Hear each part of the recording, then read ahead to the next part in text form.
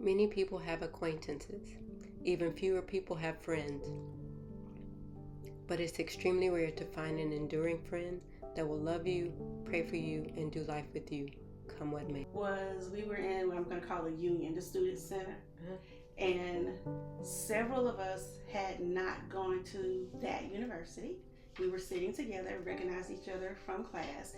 You walked over and introduced yourself. As friendly as you are today, that's how you were that day. And that's my memory of meeting Michelle. Really? That's my memory. And that's when I asked you what church did you go to. Because I could just tell you were a Christian. I could tell. And I knew that I needed to go to church. I was away from home. And I didn't feel right not being in church on Sunday. So boom, I had to ask you. Because I knew the way you approached, the way you spoke to us, the smile that you're wearing now. It was all there. It was all there. So my first memories of you are kindness, love, showing yourself friendly. Oh. That's what I remember. Well, thank you. Yeah, well, it's just the truth. By the way, we've been friends almost 30 years. Long time. And we still laugh like We this. still giggle like there's nothing else to do all day. Oh, back to we're gonna start. Yeah, we're gonna do this. Sorry, serious face. Okay. When you moved to the same state that I lived in, we became a part of each other's lives even more. Yes. Because, by the way, we used to have so much fun when we were in pharmacy school. Yes, we studied. Oh yeah. We got around to that. We got it done. We got around to that, but we laughed a whole lot. We did. And let's go. Take one.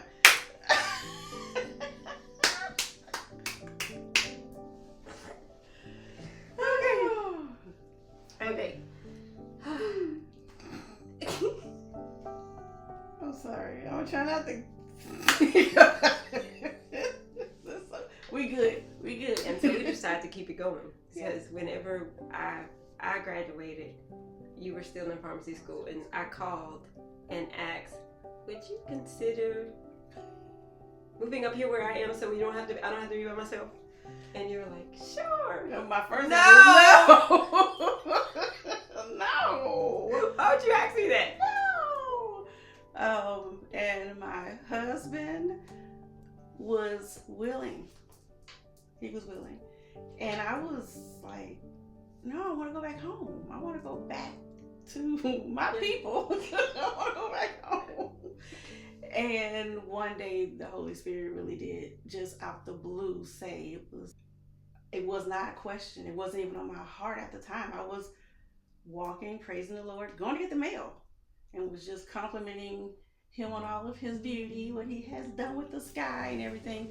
And it came to me twice as I kind of scared me, and I just, jumped like, whoa, and kept going. And then it came again. So I'm like, I ran and got the mail and ran back to the apartment. I was like terrified. And I told my husband later that day, and he said, I was waiting for him to tell you, because if you weren't listening to me, I was waiting for him to tell you. Yeah. Good move. It works. Good move. The Lord speaks. All So right. that's when I was like, yeah. And he waited. But he knew the Lord would tell me. And he did. All right. And he did. Yay for me. Okay. Can you recall the day? Because we do live in the same town. Can you recall the day when I called you and told you that I was in the hospital? What I do remember was feeling a sense of urgency, feeling scared, feeling confused. What's going on? What's going on? And why? How? Where is this coming from? What? I remember that. And I remember we got to the hospital. I remember what I was wearing. That part is just that vivid. Really? Yeah. And I just remember feeling a little helpless. Like, what can I do? What's going on? Why are you here? I remember that confused feeling and some fear, because You were young, newly married. What just happened? That I remember. I don't remember the words. I just remember basically feeling derailed after that. Yeah. And just trying to get there. What can I do? Right. That's my memory of it. Gotcha. Sometimes, once I told you that I've been diagnosed with multiple sclerosis, did you, just thinking back, do you remember me showing any signs or symptoms before my diagnosis, or was it after my diagnosis I showed signs and symptoms? I don't remember signs or symptoms prior to that. Okay. There was nothing that stood out or anything that I thought was off from what I had known you to be. Okay. What about now? What do you notice now? Physically, of course, I see when you're not feeling well. You may not say it, but I can kind of see that look of, oh, I'm trying, or I'm getting through this, or I'm determined, because you are stubborn in a very good way. Stubborn. And I can see when you are pushing yourself. And of course, I'm not going to stop you because I want you to keep being stubborn. Please push yourself. But I can kind of see sometimes when, I'm tired. Okay. I can see that shows up for me. Maybe quicker than pain. You usually tell me about any pain you may be feeling. You usually say that out loud. But I can sometimes see you're pushing yourself and you're tired, but you're like, I'm gonna do this. I'm gonna finish this. Well, what would you? I'm sorry. Go ahead. No. What would you say to other friends of MS patients who do see when the fatigue sets in or when they are being stubborn? How do you balance being a friend who wants to help, step in and help, versus allowing your friend who does have MS to push harder to accomplish what they want to accomplish? How do you balance that? Sometimes I have to be quiet. Let you say it, let you do it, wait for you to say help. Because I do. You do, and I'm grateful. So sometimes I have to just let you be, because you're still MSChelle. So I have to wait for you to decide this is where I need to say, hey, help. Other times, if it's something you're talking about, maybe not necessarily physically doing yet, I can try to just give my opinion, because usually you listen or you will ask for my opinion.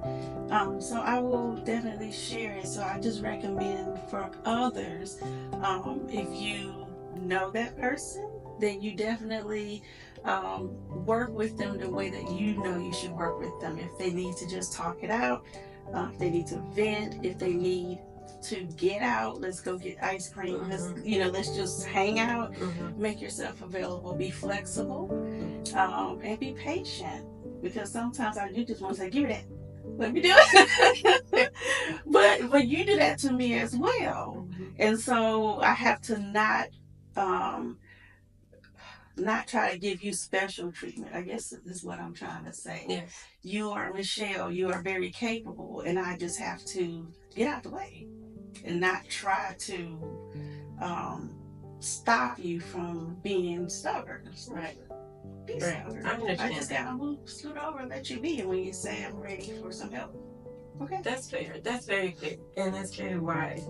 Because as the patient, something I've had to learn since I've had multiple sclerosis is I have to ask for help. and be okay with that. Yes. The days of pride are over. The days of I got it are over. The days are I can handle it are over. You have to allow your friends to be your friends. You have to allow people to love you well. You can't do this by yourself. You cannot do this by yourself.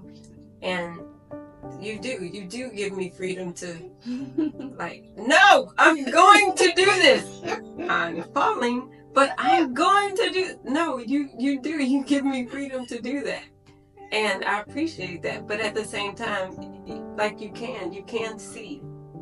Yeah. I mean, and a lot of it isn't just getting to know somebody. You've known me for years, so you can tell when my facial expressions change or when I'm saying something without saying something actually. So but just making yourself available to your friends is a big deal. Is a big deal. By the way, we've been together most of today, and we've done everything but this. Because we've been laughing about it. It's been a great day. It's been a great day. Let me ask you this. Okay. Do you think I see or saw myself defeated once I was diagnosed?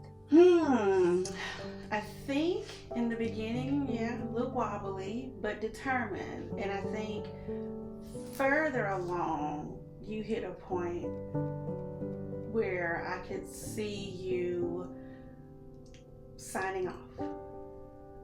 Describe it. You would hug my children like there was no tomorrow. You wanted to take pictures, which is fine, but it was almost like you were saying, don't forget me. That was tough. It was very tough. It was obvious to me what you were doing, because you would just watch them do stuff, or you watch someone else doing things, but it was with that look of, I miss this. And I couldn't stand it. So at just one point I did tell you, may not remember because I don't think I said it with the conviction I was feeling, but I told you to stop, that you weren't going anywhere. We can take pictures, but not for that reason.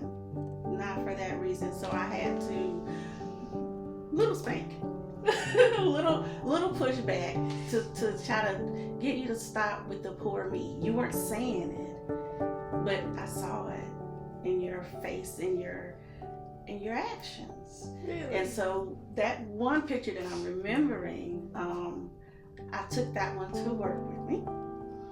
And every office I had at work was my husband, my children, one of my nephews, I don't know how he slipped in there, and you.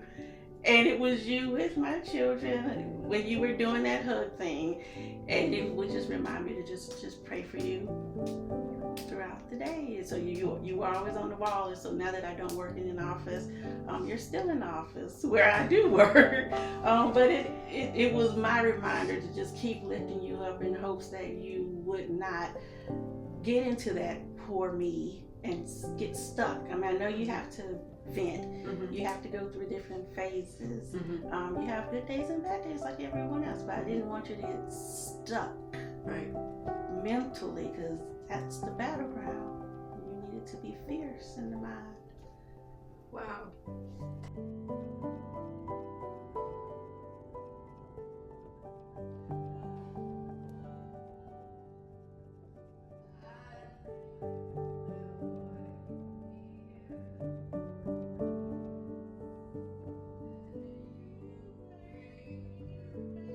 You made me mad. I was like, no, you're not doing this. So, yeah. I'm sorry. You stopped. I'm sorry. You stopped. Well, yes, there was that phase. And was it early in my diagnosis? Yeah. Or? It was early enough.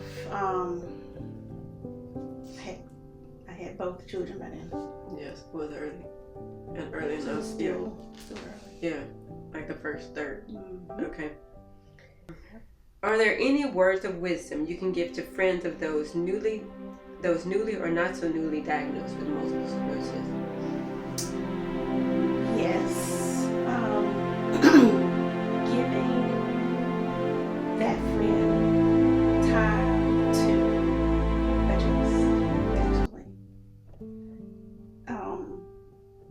to use the stages of grief. You kind of go through the shock, you go through the anger, you're in denial about something. There's a lot to process, and just being supportive, not denying that there's a lot to process or denying that this is where we are, but also uplifting. Like, it doesn't mean this is, a pink slip. It's a challenge. And you have always handled challenges well. And even trying to help that person have a different spin on it. You think of Paul, that thorn in his side. He didn't stop preaching. He was stuck in jail. He didn't stop preaching. 2/3 of the New Testament. I bet you he did it behind the walls of, the walls of a jail cell. So just knowing that you may have the challenge, but let's think, how do we get through this? How do we still have a life? How do we still do things? And so just being supportive in that way. I never wanted to baby you, even if I wanted to, because I didn't want to make you weak. I didn't want to mentally shut you down. Because you do that on your own. You do that on your own as an MS patient, because there are very, very, very dark days where you literally want to sign out. You literally want to not throw in the towel. You just don't feel worthy any longer. When that's not true. It's not true. That's not true. So having a friend that can speak life into you, that can pray for you when you don't know you're being prayed for, that can remember who you were before the diagnosis came, is crucial. Somebody who remembers who you are outside of MS, and then once you are diagnosed with MS, can help you remember who you are and remind you who you are, because it can become a distant memory sometimes. It can become that person over there. Remember when I was like that? Right. You still are like that. Still are. You still are like that. You just have a diagnosis. That's right. That you have to. And many of us do. Right. You have to navigate. Right. You got to figure it out. You have to adjust. Exactly. You have to adjust. It's not the end of anything. No.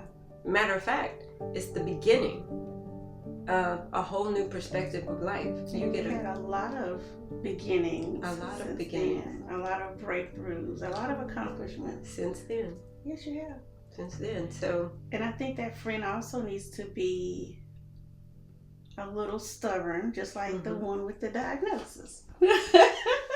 And I'm going to use this as an example. There will be times where we would say, let's go get ice cream, let's go get coffee, or let's go wherever. And you might even drive to my home and then say, you drive. I'm like, no. No. You drive over here. You drive. So I want just you drive. No. So just again, not babying, but I know you're capable. You're capable. Come on, let's go. Let's do it. And also finding ways to keep them engaged in thinking about other things. Like, I need to go to Target. I need you to come with me. Right. I need placemats. I need you to help me find some. Exactly. So let's go. Let's go. Let's do girly stuff. Right. Yeah. Participate. Let's not just sit down right here and.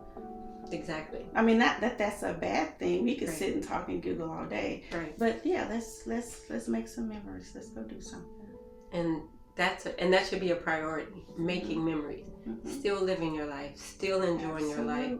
Still being a part of your own life. That's something that a friend does is help you still live in your own narrative. Yes. And not on the sidelines of your own narrative. Agreed.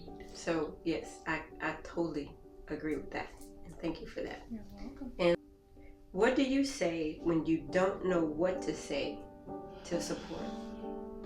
That's a good one. That's another occasion to sometimes just listen, pray, and wait, because giving wrong advice could really just mess up wherever you are, wherever your friend may be mentally. So sometimes the answer to me might show up later. If it doesn't show up right then and there, then I'm listening. Mm-hmm. I'm supporting you. I'm mad with you. Whatever it is. Right. I'm with you right. until I get a sense of something else. So a lot of times, I think being an ear or even just an active listener. Mm-hmm. An active listener. Just not necessarily just being silent, but letting you know I hear you. Mm-hmm. And I understand what you're saying. Right. I'm not just nodding, but I can feel it. Right. I think that's important. I agree. Excuse me. I agree with you. And I also think that it's the responsibility of the person with MS. Yes, you are the one going through the disease. You are the one that is, air quote, suffering. Yeah. But it's vital that you try to articulate the best way you can what's actually happening, so that your support system can actually support you. I agree. Or try to learn a vocabulary where you can say where you are, where you are physically, where you are mentally, because sometimes they may pick up on clues about you, but they may not. That's right. And so being able to say, right now I'm in a really hard place. Can you just sit with me? Yes. Sometimes just being able to say that is plenty. Yeah, because you can get a response. Because absolutely, you want to be a friend. Drop it all. Right. Grab the laptop. Right. I'm coming over. Exactly. Yeah. Actually, remember when that happened? When I was taking a new med. Yes. One time, and I called, and we live around the corner from each other now. I called and I was like, "Can you just come sit with me while I take this new drug?" Yes. I don't need you to talk to me. I don't need you to give it to me. I just need you to be here. Yes.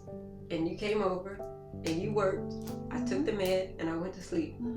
And that was it. That was literally it. No, yeah. If that's what you needed, that's easy enough. Right.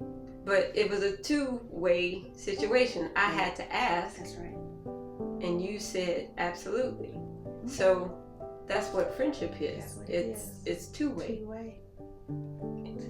Two-way. So don't shut each other out. Right. Don't shut each other out. And you know how we as a society speak of emotional intelligence. Well, having a chronic disease, being able to have, once you've gotten over the grief and the fact that you're paralyzed by what's happened to you, not physically paralyzed, but you're stuck where you are, learning how to articulate what you need is very important. It's very important. It is. To everyone around you, to your parents, to your friends, to your spouse, if you have a spouse, to your clergy, to your God. It's very important to be able to give a vocabulary to what you're feeling. Because you can read about it all day. But when you know someone who has it, it's almost like you go blank mentally, because you're kind of like, okay, what do you need? What's going on? What are you feeling? Right. So even if you have an idea of how progression happens, it's different when it's personal. It's very different. It's different. And when you're feeling something. I mean, I don't know unless you tell me. I don't know that the heat is just totally not working for you unless you tell me that. You know, even if I learned it in school, it's almost like, but this is a living example. Okay, now it makes more sense what's going on. It's a different game. Exactly. It's a different game. Isn't it weird how we went to pharmacy school together, but now that we've lived through this together, how things on the page seem to have become three-dimensional. Yeah, jumping off. They're jumping off the page. Mm-hmm. But I'm sorry, I didn't mean to interrupt you. No. I was just gonna say you have always done a great job explaining your status, which I always appreciate. I didn't have to guess. Had an appointment? Are you coming with me? You know, just however you wanted to share. You kept me informed. This is what happened. This is what I'm doing now. This is what I'm trying now. And it just helped me to be able to relate and to help wherever I could. Whether it's, like I said, just over there praying, mm-hmm. or if you needed a touch point, or if you mm-hmm. just needed to get out, or mm-hmm. you know, you kind of helped me in the loop, which I think is so crucial. So that if I saw something, if I saw a shift, I didn't have to wonder for very long what happened, right. Because that would happen, and you would. I don't know if my face told the story or what, but you would pretty quickly say, "This is what happened." Okay, you're good. Okay, all right. You know, I just needed to know and not have to guess or go into an internal panic. Right. So you were always willingly sharing, and that to me was important. Thank you. I appreciate that because I never thought about it. I've always been pretty chatty. I've always. But you know, you could have just shut down with this part of your life. Yeah. You could have. I could have. Yeah.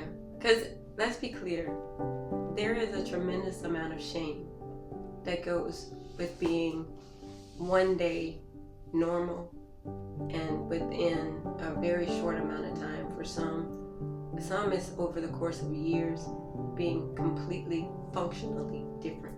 Yeah. There's shame that goes with that. So, and it takes a real friendship.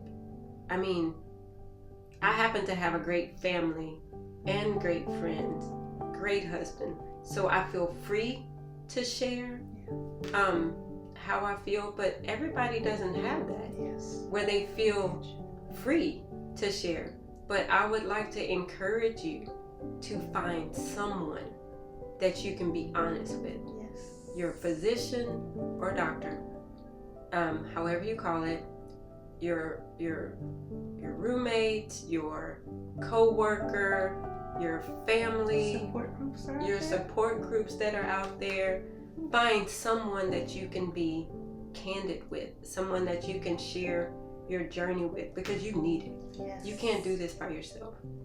I mean, I'm a living witness. You can't do this by yourself.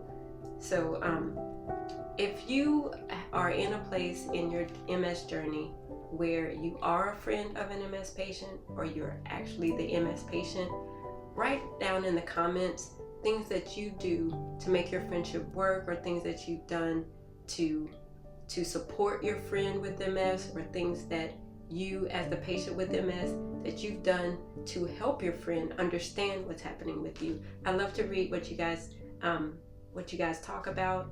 And again, thank you so much for watching, and please feel free to like, comment, and subscribe and share so that everybody who watches this video can learn how to be a better friend of an MS patient. Thank you very much. Thanks. Bye.